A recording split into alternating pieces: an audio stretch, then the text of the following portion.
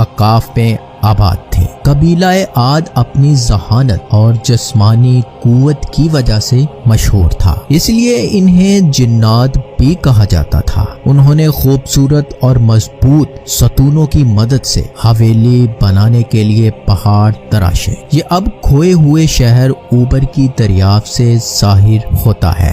عاد کے لوگ اتنے بڑے تھے کہ وہ اپنے ننگے ہاتھوں سے درخت کو جڑ سے اکھاڑ پھینک سکتے تھے۔ وہ دیول ہیکل تھے، بہت بڑے، مضبوط اور بہت چالاک بھی۔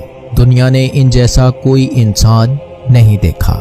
اس پر قوم میں عاد اپنے آپ پر فخر کرنے لگے۔ وہ اپنے بارے میں سوچنے لگے اور اللہ کو بھول گئے۔ ان کے مال و دولت کی فراوانی نے قوم عاد کو یہ محسوس کرایا کہ انہیں اللہ کی ضرورت نہیں رہی۔ قوم عاد نے ایسے گروہ بنائے جو سفر کرنے والوں کو لوٹ